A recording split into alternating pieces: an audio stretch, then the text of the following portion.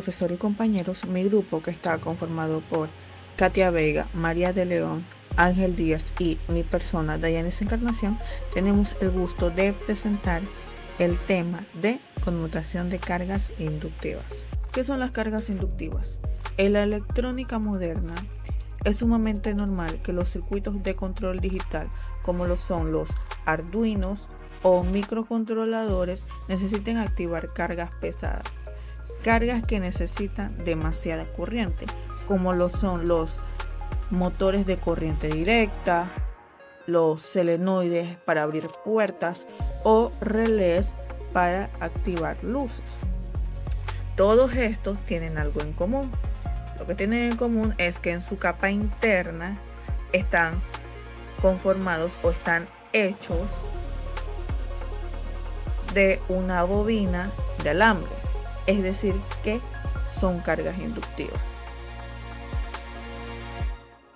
A diferencia de la resistencia pura, un inductor almacena su energía por medio de un campo eléctrico.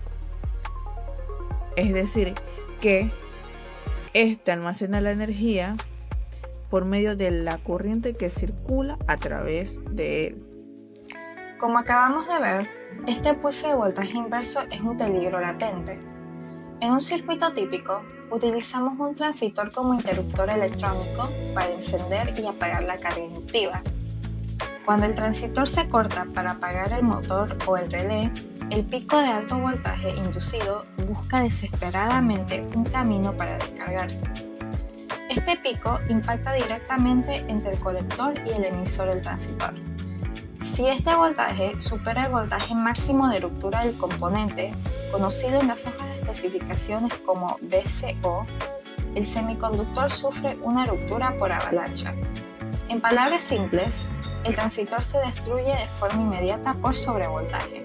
Para solucionar este problema de raíz, implementamos una solución definitiva, elegante y económica: el diodo flyback, también conocido como diodo de rueda libre o de amortiguación. El principio de operación es brillante en su simplicidad. El diodo se coloca de tal manera que, durante el funcionamiento normal del circuito, cuando el transistor está encendido, el diodo está polarizado a la inversa, comportándose como un circuito abierto que no interfiere. Sin embargo, en el instante exacto en el que el transistor se corta, la polaridad de la bobina se invierte. En ese momento, el diodo pasa a estar polarizado en directa, abriendo un camino seguro para que la corriente se descargue. Para ver la demostración matemática y el diseño de esta solución. Buenas, mi nombre es Ángel Díaz y hoy vamos a explicar un problema de cálculo sobre un relé industrial. Vamos a demostrar matemáticamente la magnitud del peligro y cómo diseñar una protección adecuada mediante este problema. Dice lo siguiente. Imaginemos que estamos controlando un relé industrial con un voltaje de alimentación de 12 voltios. La resistencia interna de la bobina del relé es de 120 ohmios y su inductancia son de 100 milihenry, equivalente a 0,1 henry. En el transistor que usamos para conmutar tiene un tiempo de apagado muy rápido, lo cual es de 1 microsegundo. Bueno, aquí vamos a calcular el problema del relé. Primero hacemos una tabla de datos donde vemos aquí, tenemos el voltaje que son 12 voltios, la resistencia de la bobina del relé que son 120 ohmios, la inductancia que le vamos a tomar con una constante L que son 100 milihenry y el tiempo que lo tomamos en segundos, pero en este caso sería 1 microsegundo. No, vamos a calcular la corriente inicial cuando el sistema está encendido de forma estable. Esto se calcula mediante la ley de Ohm, lo cual la corriente es igual a voltaje sobre resistencia. Entonces tomamos el voltaje que son 12 sobre la resistencia que son 120 ohmios. Eso nos daría a 0,1 ampere. Vamos a calcular el voltaje inducido sin la protección del diodo. Entonces en este caso tomamos la fórmula que es del voltaje inducido a un inductor. Esta nos dice que el voltaje inducido es igual a L por la diferencial de I sobre el diferencial de T. En este caso L es, como habíamos dicho, es los Henry sobre la corriente por la corriente sobre el tiempo. Vamos a reemplazar estos valores, los cuales ya los tenemos en la tablita, que serían 0,1 Henry por 0,1 ampere, que lo sacamos anteriormente, sobre 1 por 10 a la menos 6. ¿Por qué por a la menos 6? Porque recuerda que el tiempo está en micro, entonces lo tenemos que transformar. Eso nos da un total de 10.000 voltios. Sería un pico de voltaje de 10.000 voltios. Como vemos aquí, que ningún transistor convencional puede aguantar esta magnitud de voltaje, entonces podemos tomar en cuenta que sin protección pasaría eso, y eso iría directamente al circuito, lo cual podría causar un daño en cualquier microcontrolador o sensor que tengamos conectado a este. Vamos a resolver el problema de la descarga de 10.000 voltios. Esto lo vamos a hacer mediante un diseño y una reelección del diodo o elección del diodo. Aquí tenemos 3 puntos que vamos a tomar en cuenta. En este caso sería cómo colocar el diodo, verificar el voltaje y verificar la corriente. Entonces, para colocar el diodo tenemos que tener en cuenta de que debe de estar paralelo al relé y apuntando siempre al lado positivo de esta.